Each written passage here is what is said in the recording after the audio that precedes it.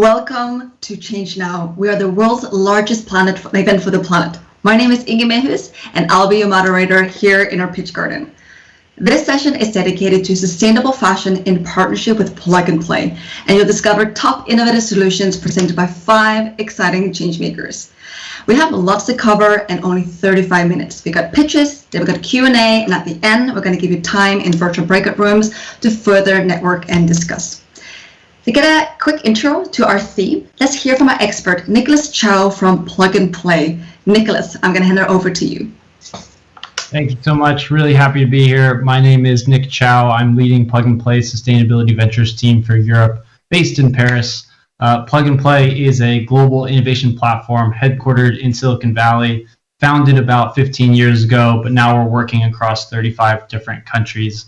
Our vision is really that innovation should be open to anyone and anywhere, and we have this mission to connect the brightest minds by, to drive innovation essentially. And we're doing this for 3 core activities. First is definitely as an investor. We're early stage investors, typically investing at the seed stage.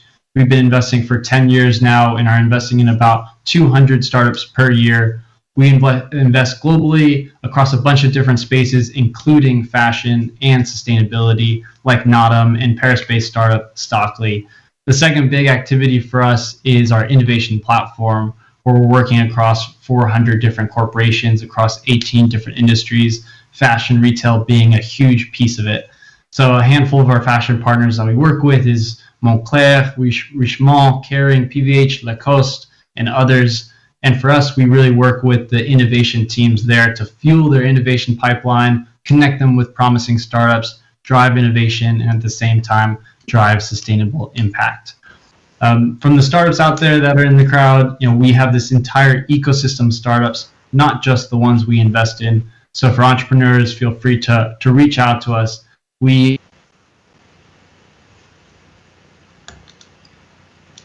customers. And then the third big activity that most people know us for is these accelerator programs, the 3 to 6 month programs that are designed to grow your company, grow your startup. We're accelerating about 2,000 startups per year and definitely have retail and fashion programs all around the world. So across these 3 activities of investing, innovation, and accelerators, we're doing this for fashion, for retail, and for sustainability. And for sustainability, our core themes are ending plastic waste, carbon neutrality, and accelerating a circular economy. So I'm really, really excited to be part of this jury for the Sustainable Fashion event, and I'll pass it back to you to kick us off. Thank you so much, Nicholas. And we're definitely going to hear from these bright minds in a moment, but let's definitely first introduce our jury. And we're going to give 30 seconds per jury member, and I'll start with Christian Tubito. Over to you. Hello everyone, thanks for having me. I'm Christian Tubito, Head of Materials Innovation Lab at Kering, also known as MIL. MIL is based in Milan and I have the main role to introduce sustainable and innovative solutions in Kering's houses and in our supply chain. Wonderful. Thank you so much, Christian. And then I'm going to hand it over to Aroa Fernandez Alvarez. Hi everybody, it's a pleasure to be here. I'm the founder of Trace, which is a group of 2 organizations working to make fashion regenerative. And what that means for us is that we're working to plug regenerative agriculture to global fashion supply chains. So we do that through our fashion brand, Trace Collective, which produces fully circular and transparent pieces sourced from regenerative agriculture. And through a non-profit that is Trace Planet, where we work in education and research and advocacy within the fashion industry to connect different players to really bring about change around regenerative agriculture. Thank you, Aroa. And then I hand over to Jim Toddy. Hi, thanks very much. So Jim Toddy from Viridis Capital. I've been investing venture capital in clean tech for 20 years now, and across areas such as clean industry, food and agriculture, and consumer goods. And I guess, as the others have been saying, I mean, textiles related industries are one of the key challenges of sustainability, and I'm really looking forward to the pitches. Thank you, Jim. And then over to Charles Fourreau. Yes, hi everyone. I'm Charles. I'm a partner at Alliance for Impact Investing. We are a new impact seed and pre-seed fund based in Paris. We invest up to 2 companies per month with tickets from 100K to 500K. Thank you. And then we're going to go quickly back to Nicholas Chow. Thanks. So yeah, Nick Chow leading our sustainability team, which is also on the venture side. So looking for startups that are good for investments and working with our partners to recommend startups too. Great. So this is our fantastic jury. Now let's go over to our bright minds, and let's start with Liliane Thibault, which is founder of Awake Concept. Liliane, over to you.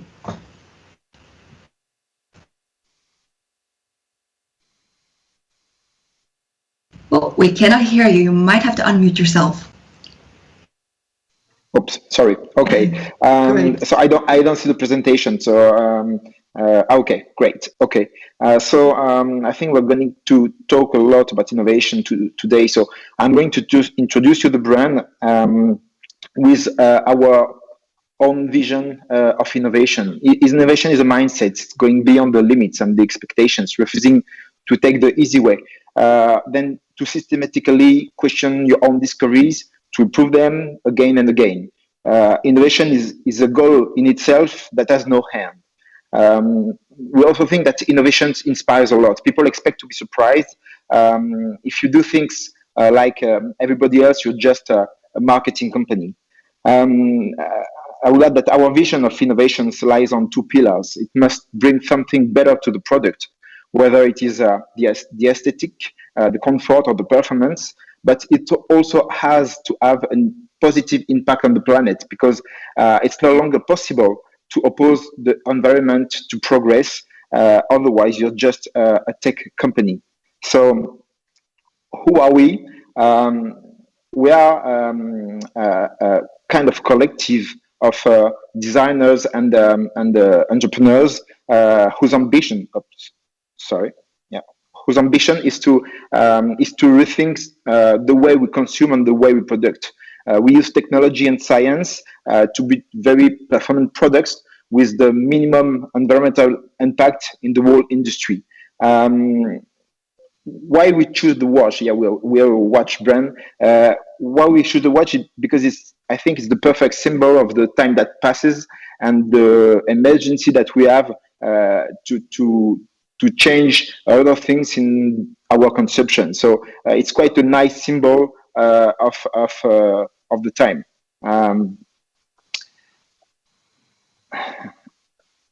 Basically, what we do is that we turn environmental threats and use materials into innovative and sustainable resources.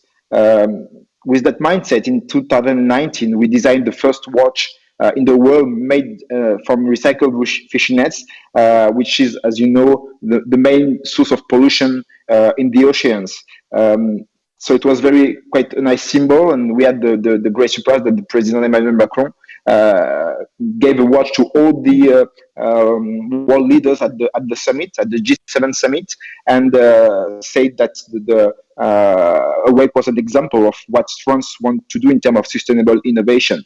I'm getting back to what I was saying earlier, that innovation has to inspire. So you have some quite great people who can help you to spread the word. Right now, 93% of the materials we use are either recycled or bio-sourced. So it's quite a lot. And all all our watches use solar technology, photovoltaic technology. So you don't have to use any electricity or batteries to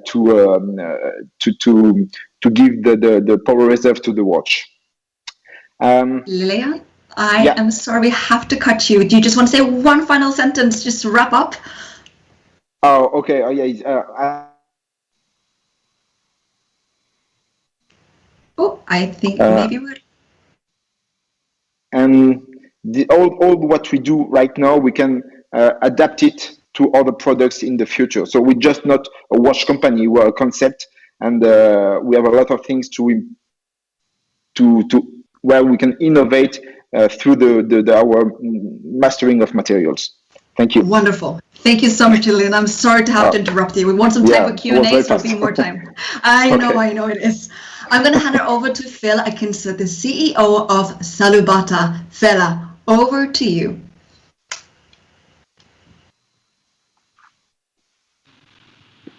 Thank you very much.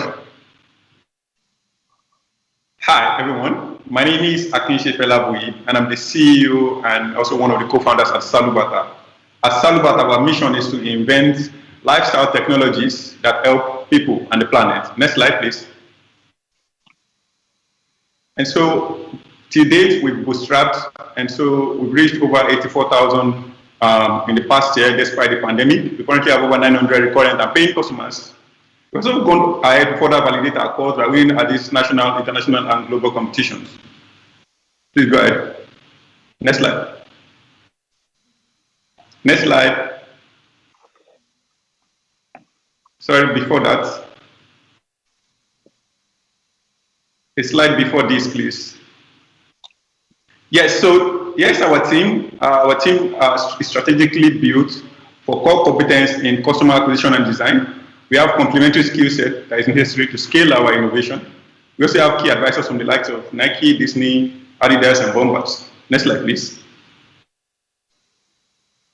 And so the question is why we do what we do. In a year alone, there are over 381 million tons of plastic waste produced. Sadly, just about 9% of this waste have ever been recycled. It was the reason why we decided to started imagining if we convert all of this plastic waste to food. We also realized that the potential for impact is so huge. The global food market is currently valued at $264 billion per annum. And that is why we decided to apply this niche of low-cost recycled plastic shoes that makes a profit, but also benefiting people and planet. Next slide. And so here is our invention. And so our shoes are low cost compared to what our competitors offer. For every shoe you get, for every shoe you get, we pay $60, you get an extra upper. And so we are reducing the amount you're paying for an extra shoe, so you can have as many upper just with one sole. Next slide, please. And so here is our invention. And so the shoes are modular, they are breathable, so you don't require any socks. And this prevents your shoes from your feet from smelling. You can readily throw these shoes in the washing machine. The soles are flexible. And so for every extra flap you get, you pay $20 for this. Next slide. And so for every shoe you also get, you're offsetting over 12.66 kilograms of carbon dioxide equivalent. We also realize that the downwind impact of this pollutant affect people in the underserved communities the most, particularly the women. That is why we decided to commit 5% of our profit to the cause of empowering these women. Next slide. And here are our acquisition channels. Next slide. Next slide. So next slide, next slide. So I'm going to round off here by saying that we commenced in 2008, April. We currently have a patent and design rights on our invention. We bootstrapped to reach our first 1,000 customers. We've been able to raise our first 150,000 in March. We're hoping to raise seed funding of 3 million by June. And that will enable us to scale manufacturing and also boost customer acquisition. In the next year, we are hoping to initiate our franchise. Thank you so much for listening. Thank you for your attention. Thank you. Thank you so much, Fela. Thank you for that fantastic presentation. We're going to hand over to Aryan Baja, the co-founder and CTO of KB Cole's Science PBT Limited. Aryan doesn't have a camera, so we'll be lucky to have his voice while he is showing our slide. Aryan, the floor is yours. Thank you so much. Hi, good evening, everyone. I'm Arjun Singh Bajwa, co-founder of KB Cole Sciences Private Limited. We are trying to color the world in a different way. Next slide, please. Yeah, so as you know, colors are everywhere, from the food we eat to the clothes we wear. But have you ever wondered where these colors actually come from? All these colors come from petroleum resources which are non-renewable in nature, and the usage causes a lot of pollution. For example, almost with every ton of fabric dyed, you're looking at 200 tons of water being polluted. And many of these dyes can be non-biodegradable in nature. And that is why there is a revolution coming where brands and manufacturers are looking for green alternatives. Next, please. So what does KBCall do? Well, KBCall is exploring the rich Indian biodiversity to find out new microorganisms that can produce unique colors. We just don't find out these microorganisms, but we have also shown their pilot scale development at our own facility, and we have also formulated the final product. The final product is water soluble, it's completely non-GMO in nature, they are reproducible in shade, sustainable and traceable, and they have shown good performance. KBCalls has many colors they are working on, like blue, pink, brown, green, etc. Next slide.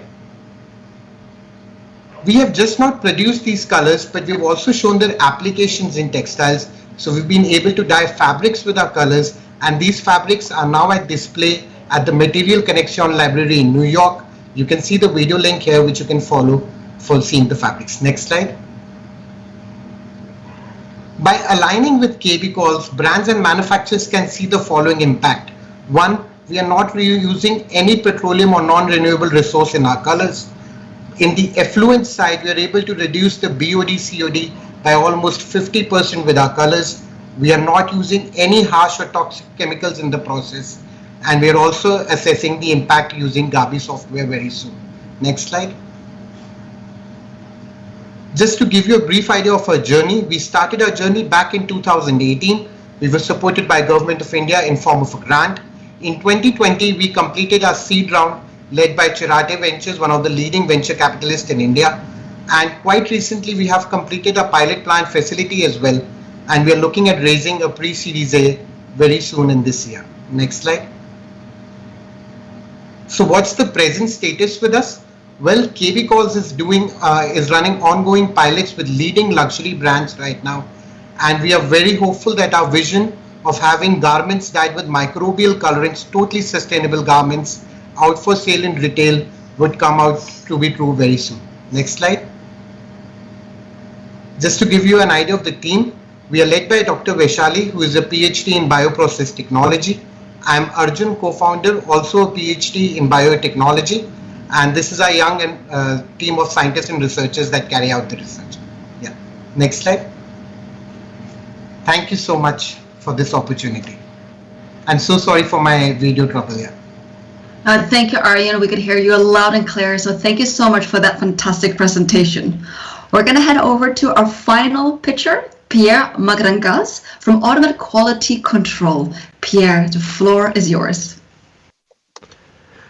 Hello all, nice to meet you. Well, I'm an engineer and the founder of Automated Quality Control, a solution that automates quality control for textile production. Textile fabrication, if you go to the next slide, is something that is really exploded all around the globe. And so some parts are done in different steps in very different countries. There's a lot of transportation of the materials in between these steps, and digitalizing this process ensures that you have a better reliability, that you diminish transportation of the goods, and that you have better products in the end. Actually, it really adds a value at every step of a supply chain. If you can look at the next slide, we can go a bit deeper into that. So if you do the control just after knitting, you can save materials by identifying that you are creating defect and switch the machine off. You can also save a lot of hard, ineffective labor. You can increase quality. You can reduce transportation in the process. Really, digitalizing quality control is adding a lot of value and transforming the supply chain. So that's really what we are doing now for in a factory in Italy. If you go to the next slide and maybe switch immediately to the next one, because we have a little time. This is our machine that we install in the first factory in order to identify the defects automatically and to then be able to make the right decisions on what to do with this fabric, to cut the production, to transport it or not. And if you go to the next slide, we can explain how the technology is made. Working on fabric is really complex because you have very simple textile, homogeneous, heterogeneous textile with simple patterns, with very complex patterns, all the flowers you can imagine on the fabric. And you also have a huge variety of defects. But we have algorithms that are trained to be able to recognize these patterns and detect defects, even though it is located at the edge of one of these complex patterns. So if you go to the next slide, we can quickly illustrate demonstrate the way it's working with a transformation of the pictures, with recognizing what are parts of irregular patterns, and then recognizing what is a defect with a better performance than some humans for some of the fabrics we already deal with, as you can see in the next slide. Yes. Human output on the left, algorithm output on the right. Let's go to the next slide. That will be a bit surprising to you, because even though we are focusing on textile now with new applications coming in this year, we are already working on new industries because we are doing some implementation in the brick industry, which has the same type of defects and the same value added, because if you find the defects, then you can save the materials, put them back before in the supply chain, and reduce a lot the rejections that you make. So if you look at the next slide, I think you'll have an idea of who we are. Yes, so it's IQC is a startup created by a startup studio that I founded, Onogon, which employs 30 persons, and with a second person who already employs more than 100 persons in Europe. So we have the both skills, deep learning and making the machines, and that's how we created this beautiful machine. And finally, we are deploying 6 new machines this year, and our goal is to go to many different industries starting 2022 and fundraise beginning 2022, because for now we just funded with 1 million internal funds for this project. Thank you so much, Pierre, and thank you for all of your wonderful pitches. I know time is flying by when we're getting really inspired, but we're lucky. We do have a few minutes for a couple of questions from the jury. Who would like to start? Who has a burning question on their mind? Yeah, I'll jump in really quick. I've got a question for Fela. I'm curious when it comes to, first off, I love the modular aspect to shoes. I think that's really neat. I'm curious, how do you think that plays into the end of life of your shoe? Okay, thank you so much for the question. In a couple of months, we're collecting those waste back. And so what we're trying to establish at Salvata is a closed loop system whereby the same waste are being reused to make another kind of shoe designs. And so it's a closed loop system where nothing escapes.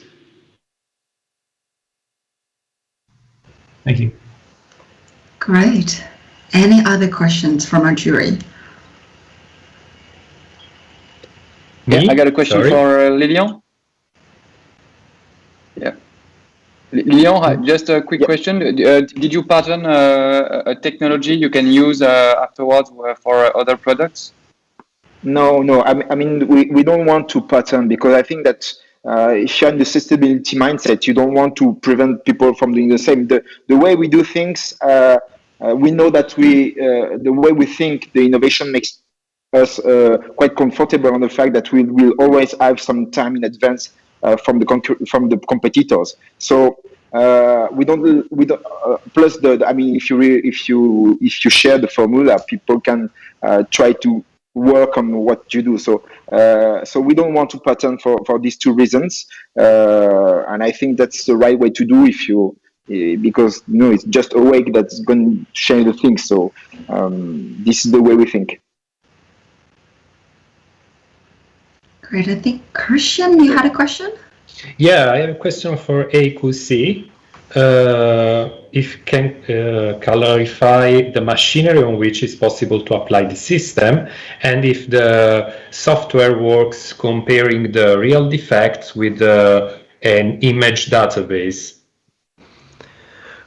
Well, so for now it is installed on visiting machines, but we are trying. So visiting machines, are machines where people usually look at defects, but we are installing it now at different steps of the production, just after the loom, for example, maybe before cutting, in order to know where to cut. So really, we are testing different opportunities, and we are not working with a defect database. Well, we have a database which is recording a lot of information on different fabrics and defects, but the AI-based solution is able to imagine different defects that are in the database, so that we can work on textile that we have never seen before, and with defects that can be different from defects we have already seen before. For now, we are really performing with more than 99% precision for simple fabrics, striped fabrics, and squared fabrics, and we are raising the performance progressively on the simple pattern and the most complex pattern. Thank you so much, Pierre. That marks the end of our session, Sustainable Fashion, in partnership with Plug and Play. This went really fast, but we invite you to click on the link in the chat and you can go and meet everybody and network and get to know each other better. And that's something we encourage you all to do. And that's it. We thank you all, fantastic change makers, jury members, and all of you tuning in to this special session. We hope you all leave inspired and are excited for Change Now. Enjoy your program. Bye. Thank you.